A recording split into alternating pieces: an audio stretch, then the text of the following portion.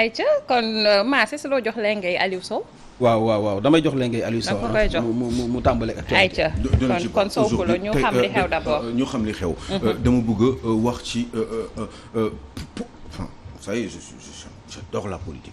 donc mënuma ñëw te duma wax ci benn fànnu politique. surtout en ce moment ñaari mbir essentiellement benn bi Amnesty International dafa kii Sénégal jingat Sénégal lu bari par rapport ak absence de démocratie et de liberté bi nga xam ne dafa am ci réew mi. jingat Sénégal mooy wax na ni Sénégal bokkul ci exemple yi nga xam ne. dëkk yi nga xam ne ay dëkk yoo xam ne la dañu am un niveau de démocratie assez poussé. En tout cas le Sénégal Amnesty International boole ko ci dëkk yi nga xam ne ce sont des pays exemplaires. Ça fait que effectivement ça m'a fait réfléchir. Je me suis demandé est-ce que ce serait pas une bonne idée d'échanger avec mes camarades ici sur ce plateau pour xam dëgg-dëgg est-ce que il y a une démocratie au Sénégal. Est-ce que démocratie am na Sénégal ana lu tax ñu naan dëkk sàngam am na démocratie lan mooy parce que finalement démocratie mooy lan à la base bi ñuy wax démocratie dañu ne c'est ci mot bi ci grec lañ ko jëlee à la base ci latin donc démocratie cratie day tekki donc le pouvoir moom mooy pouvoir et démo en général mooy peuple donc le peuple bi nga xam ne moom pouvoir bi wala le peuple je veux dire le peuple qui est détenteur de ce pouvoir maanaam Sénégal dëkk yi en général ñun ña fa dëkk ñoom pouvoir bi mais lan lay tekki ni dëkk moom pouvoir bi le pouvoir du peuple lan lay tekki boo ko naree wax ci olof mooy dëkk bi moom pouvoir bi dëkk bi bu moomee pouvoir bi mais dafa am nuñ ko war a mën a jàngatee parce que dina am ñoo xam ne ci biir dëkk bi duñu moom pouvoir bi parce que tout simplement ils sont minoritairement représentés maanaam moom mooy majorité bi mooy continuer de gouverner parce que dañu teg un système boo xam ne moom mooy à peu près donner une lecture par rapport à la définition qu'on pourrait avoir sur la démocratie te loolu lenn kese la mën a nekk benn solution kese moo mën a am moom mooy on se dit que ni lenn moo am d'accord le pouvoir du peuple le pouvoir appartient au peuple pouvoir bi peuple bi lañ koy delluwaat pouvoir bi peuple bi moo koy distribuer mais am na ci ay manquants puisque dañu ne nan la ñu mën a def pour lii ñu wax ni peuple bi moom pouvoir bi mu mën a nekk lan la ñu mën a def dañuy def ay élections bu ñu demee ay élections ki nga xam ne moom moo gën a représentatif peuple bi une partie du peuple bi nga xam ne ñoom ñoo gën a représentatif ñooy contrôler réew mi ñoom ñoo am le pouvoir mais en réalité dans le fond c'est juste une partie du peuple moom pouvoir bi ci benn diir parce que beneen partie bi nga xam ne dafa perte moomul pouvoir bi li tax ñu wax loolu c'est vrai qu'en démocratie moo tax ñu ne ce système n'est pas parfait parce que bu baaxoon dañuy diriger réew contrôler réew peuple bi ñuy wax ni moom pouvoir bi peuple bi yépp dans sa majorité dans son j'allais dire peut-être unanimité mooy moom nguur gi mooy moom pouvoir bi mais dès l'instant que mu am ay nit ñu manqué ñoo xam ne d'accord ñu et pendant un certain temps ñoom bokkuñu ci pouvoir bi ça voudrait dire que foofu lay ne démocratie elle n'est pas parfaite parce que lu tax mënul parfaite mooy système bi nga xam ne rek xaj na moo ci tane waaye bu matoon dëgg kon à la limite dinañ mën a am beneen espèce de forme de démocratie boo xam ne on pourrait l'appeler une démocratie consensuelle mais consensuelle dans la mesure où ñëpp pratiquement d'accord nañ ci kon démocratie matul waaw ana lu tax ñu ne un pays comme les États-Unis d'Amérique moo gën a démocratique moo ëpp démocratie un pays comme la Chine parce que sans doute dañu ne foofu waxatuñu le pouvoir du peuple, le pouvoir pour le peuple et par le peuple, foofu waxatuñ ko dañu naan dañuy référé wu ci l'esprit de la liberté mooy liberté bi fépp foo ëpp liberté rek. nit ñi dans leur conscience foofu la ñuy dans leur subconscient j'allais dire si la ñuy xalaat ni loolu mooy démocratie. pour revenir à dire que donc véritablement bu fekkee ne ci yooyu rek la ñuy joxe exemple pour wane ni dëkk bi moo gën a démocratique que dëkk bi. est-ce que ça voudrait dire que foo ëpp liberté moom moo ëpp démocratie moo gën a poussé en termes de démocratie. mais en même temps dañu ne liberté sa liberté yow Mass Mboup mi ngi yem man fi sama liberté commencé. waaw léegi kon ku nekk da nga am benn pàcc ci liberté bi mais sa liberté boobu sax dafa limité li tax mu limité mooy am na yoo xam ne libre nga waaye pas jusqu'au point que nga entraver man sama propre liberté. donc même la liberté bu ñu si dellu soité comme la démocratie dafa am ay limites parce que être libre ne veut pas dire que je peux me permettre de faire ce que je veux de vous parce que man am naa foo xam ne dama fa yam te foofu ma yam mooy fi nga xam ne waruma ko dépasser pour yegsi ci yow mi nga xam ne yow tamit da nga am sa liberté ñu encadrer ko yow personnellement d'abord jóg ci Cheikh Tidiane Gomis jàll ci Sama ou ci Madame Correa. donc ça voudrait dire que en réalité ba tey boobu mun nañ ne liberté démocratie du liberté aussi en tout cas bu fekkee liberté la benn pàcc la rek ci liberté mais du une liberté à 100% parce que ba tey foofu encadrement mi ngi ñëwaat ndax ñi encadré liberté boobu ba yow doo mën a permettre def lu la neex Cheikh Tidiane Gomis. kon ça veut dire Aliou Sow que démocratie à vrai dire moo la bu ñuy wax nii rek benn rêve la bu ñuy vendre mais existé wu. moi je pense que elle n'existe pas véritablement mais peut-être ñi ko créé au départ tur gi ba mu ñëw jóge ci latin dem ba ci français dañ ko indi peut-être pour déclencher quelque chose pour organiser une vie dans une nation ci benn groupe ay nit yu war a nekk. ñu organiser vie bi ñu ne léegi. peuple bi moom majorité bi benn nit dootul décider ti pour xeex xañ na certainement ak roi yi nga xam ne ñoom dañ daan toog benn nit la rek ak ay groupe am toog di def lu ko neex yeneen peuple les sujets du subir ñu ne léegi loolu mënatul nekk léegi démocratie bi dañ koy retrouver liberté yi dañ koy retrouver léegi ñun ñëpp ñooy décider ndoo pouvoir bi peuple bi moo koy moom bi ñuy wax loolu dañ ko wax peut-être pour se rebuffer par rapport ak yenn forme de dictature yi nga xam ne ay benn groupe de personnes benn nit jiitu ko ay nit wër ko ñuy salfaañe ay droit ak yelleefu ñi nga xam ne seeni sujets yi nga xam ne ñoom la ñu dëkkaloon. imaginez bien il y a des périodes ci àdduna où am na ñoo xam ne amuñu woon droit amuñu woon liberté même par rapport à ce qu'on appelle la démocratie parce que même biñ ko commencé moment boobu am na ñoo xam ne même pour choisir kan moo war a jiite amuñu ci woon droit.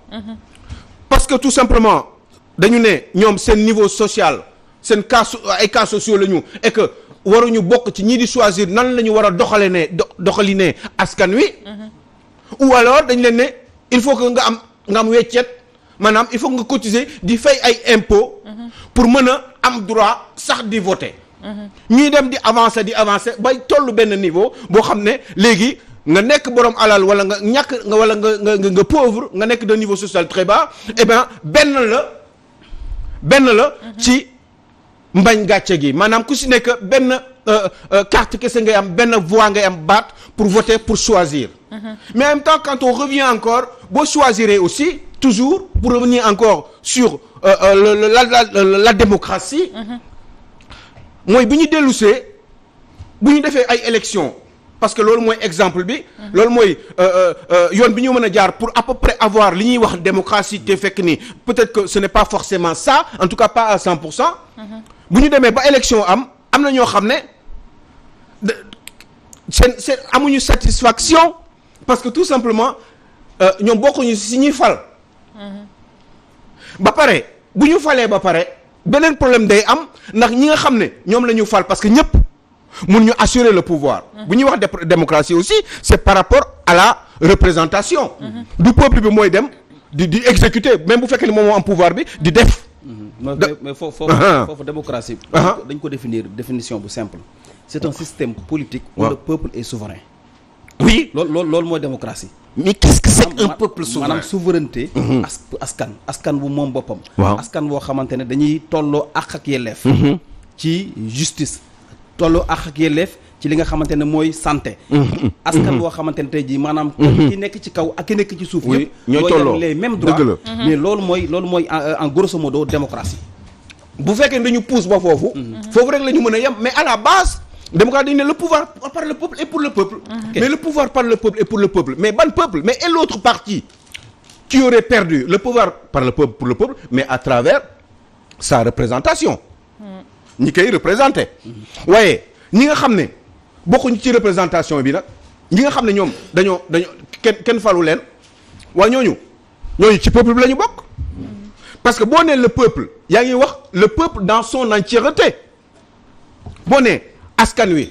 am na koo xam ne par exemple ci wàllum ak yelleef par exemple maas mais kooku dundam kooku am na yoo xam ne moom ak yelleef yoo xam ne moom amu ko ci biir démocratie. am na koo xam ne tout simplement mi ngi jouir pleinement de axam yi ak yelleefam yi parce que tout simplement yeneen considération la ñu teg moo tax mu koy def. sans doute parce que il a de l'argent sans doute parce que il a de l'influence sans doute parce que nit ku xam ne peut-être dafa am tout simplement influence par l'argent influence par baat influence par tout ce qu'on veut. Donc est-ce que c'est quand même curieux parce que boo ciy xalaat. en réalité doo si jógee. parce que da nga naan la démocratie finalement elle est relative. La définition de la démocratie elle est relative. Elle n'est pas c'est pas une définition sincère. D'accord. Parce que tout simplement mënul nekk parce que ki am liberté bu ñu nee liberté ak yelleef. Allez-y c'est vrai Mass li mu wax nii. mais allez-y aux États-Unis allez-y dans ce qu'on appelle les grandes démocraties. mais ak yelleef yooyu am na ñoo xam ne amuñu ko tout simplement parce qu'ils sont pauvres. Absolument. waaw léegi foofu nee nañu c'est les grandes démocraties est-ce que démocratie égale dignité la waaw wala déet. léegi fii nii au Sénégal égal dignité la wax. normalement sur le plan politique mais est-ce que loolu am na. ci réew yooyu. ñuy wax les grandes démocraties. Mais Sénégal tey bu ñu ko doon placé bu ñu xoolee sur le plan politique le président ni muy doxalee par exemple ak ñi nga xam ne ñoo di opposition bi tey naka nga mën a jàngatee loolu. Oui c'est-à-dire que foofu ngay gisee ni am na différence wala est-ce que démocratie day évoluer parce que boo defee différence par rapport aux autres pays parce que ñun aussi lenn rek la ñu mën a def mooy def parallèle bi ak yeneen démocratie ñuy wax ni ñoom ñu baax yi la ñu. parce que booy xool aussi dans les pays africains comme par exemple au Sénégal d'abord da ngay gis ni. waaye que ni pratiquer wuñu véritablement démocratie bu fekkee ni ñu ngi koy gisee ci wàllum ak yelleef parce que di nga gis ay ñoo xam ne quand boo nekkee ci nguur gi par exemple vous avez tendance par exemple à jouir de manière sans aucune forme de moralité ci démocratie boobu di buum mi alors que si ça se trouve yow miy def loolu bi nga nekkee ci opposition bi yow loolu da nga ko doon subir et pourtant boo changer de camp maanaam nga jël nguur gi téye ko yow doo évoluer parce que même sa expérience yi nga amoon ci opposition bi ba pare mu doonoon lu metti nga xam ne da nga ko doon xeex yow bi nga ñëwee da nga koy fàtte ana lu tax nga koy fàtte ana lu tax est-ce que c'est parce que on a joui de la démocratie entre guillemets juste parce que on est du bon côté et que quand on n'est pas du bon côté on se dit que ni par exemple tey jii nii moi je suis dans l'opposition je critique le gouvernement ci wàllum ak yelleef machin tout ce que vous voulez mais quand je suis au pouvoir mais loolu ma doon critiquer pourquoi man bi ma nekk ci pouvoir bi du ma ko changer benn exemple bu ndaw arrêt Ousmane Ngom. arrêté Ousmane Ngom. pour wane rek exemple quoi benn détail bu ndaw ci démocratie en général. arrêt Ousmane Ngom am na ñoo xam ne dañu nekkoon ci opposition bi ñu doon yuuxu ne d'accord ñu ci arrêt boobu parce que dafay entraver seen liberté donc démocratie la ñuy nasaxal. biñ nekkee foofu ñoom seen gis-gis. ok ñuy xeex. coow gi bari am na sax ñu ci am ay problème ñi ci dee ci ak yu kenn xamul ci ay xuloo ay xeex danaa fa yegg ak duma fa yegg ñu ne non arrêté la parce que man maay pouvoir maay exécutif lii laa décidé parce que man maa am raison yi tax ma jiite ma décidé loolu waaye bi ma décidé loolu ba pare d'accord ci jàkkaarloog man nee na moom d'accordul ci loolu waaye bi mu d'accordul ci loolu bi mu ñëwee ci nguur gi moom loolu mu d'accordul woon pourquoi bi mu ñëwee annulé wu ko parce que moo tax ñu ne démocratie ak mauvaise foi parce que bi mu fa nekkee moom ci opposition bi moom da ko doon xeex nee na moom d'accordu ci bi muy wax loolu daf ci d'accordul dëgg de manière intrinsèque maanaam ci biir xolam ak ci xëtëram ak ci xelam d'accordu ci waaye bu fekkee ni loolu dëgg la woon moment boobu mu koy def parce que rek dafa gëm ni rek loolu day salfaañe démocratie réew bi mu ñëwee lu tax mais dafa war a bokk si li nga xam ne moom la war a njëkk dindi. waaw mais Aliou xanaa Aliou loolu mauvaise foi la. mais moo tax may wax. loolu mauvaise foi la quoi parce que xam nga tey jii mu am benn loo xam ne dañ ko teg ñetti ñii d'accord ne que lii. waaw baaxul ci maanaam démocratie ba ñëpp jàpp ne baaxu ci yow mii nga ko doon bañ tey jii nga ne non lii. dégg nga lii kiiwul baaxul. waaw mais ëllëg yow nga ñëw di jiite nga jël loolu de kon ñu di koy itteel loolu mauvaise foi loolu nag. loolu dafa mel ni. loolu. dafa bare ci Sénégal. gi nga loolu def naa ci loolu dafa bokk ci maanaam ci esprit wu sénégalais. gis nga billahi wallahi taala ils ne sont pas constants. on a vu le cas constant wu ñu xoolal voilà Macky Sall ñu gis ko ba mu nekkee opposition di ñaawlu. ci vidéo bi ñu gis VAR bi sax andiwaat nañ ko. voilà loolu laa lay wax xam nga dafa en tant que opposant ak ba mu nekkee président. même sax du ci politique bi rek ci peuple ci société sénégalaise bi.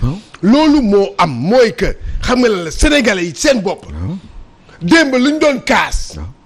tey jii dañuy ñëw changer dañuy changer waaye yow tour waaye retour waaye. mais moo tax ma ne la loolu tax. loolu moo nekk Sénégal yi mais tax ñu changer. foofu c'est la démocratie évolue.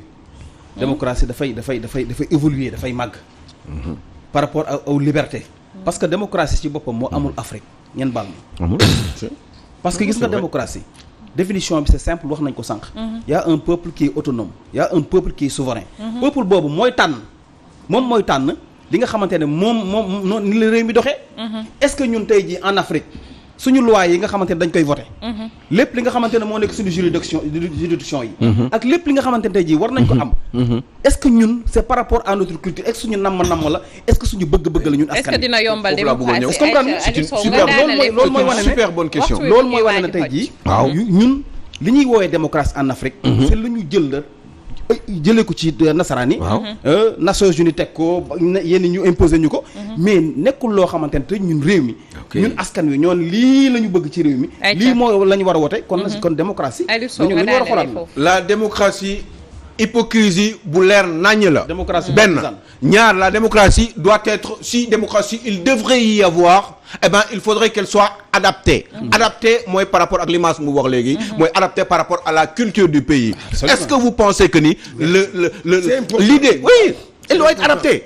L'idée moo tax bon évidemment mënoon naa gën a pousse ci ay mandats ak yooyu oui moi je veux 17 mandats l'autre il veut 3 l'autre il n'est pas démocrate juste parce que nee na dañuy limiter mandat bi parce que ku limité wul mandat rek doo démocrate. Ce n'est pas forcément vrai parce que boo demee dans les grandes démocraties certaines grandes démocraties par exemple comme l'Allemagne où daam bi bërki démb génn def na 16 ans Helmut Kohl il y a 20 ans def na fa 16 ans kooku démocrate la wala déet pourtant daam bi à un moment donné bi muy génn moom moo sentir ni doy na dafa war a dem et bi mu sentir ne doy na dafa war a dem ñun est-ce que ñun loolu dañ koy sentir ñun suñu dëgg-dëgg est-ce que ñun ni ñuy gisee nguur suñu conception bi ñuy am ci nguur est-ce que adapté wu na ak l'idée de la démocratie occidentale am na solo occidentale adapté wul donc je pense surtout que quand on est des pays pauvres parce que pauvreté àndul véritablement ak démocratie xam nga ci lan la àndal ci énormément de concentration sur les priorités du pays ñëpp nekk en commun autour de l'essentiel pour dóor mu daanu bu ñu tolloo ci benn niveau macha allah yaa ngi woon ci élan bu neex. maa ngi woon ci élan bu neex sama yaram fi mu tàngee. et ben foofu lañ ma kiyee mais Serigne Touba amul morom. on se retrouvera une autre fois. di leen ñaanal et ben yàlla sàmm leen. amiin yàlla sàmm la aussi barke Cheikhul Khadim jërëjëf la maman Henriette la assistée ne maman Khady Seck maman Gisèle Goudiaby Fatata Fatima Samoura ak Assane Gueye depuis la France Kéwé Diallo aussi ñu ngi koy. Mame Kéwé Diallo aussi à Bargny Mbot. et puis kii aussi Khadiba.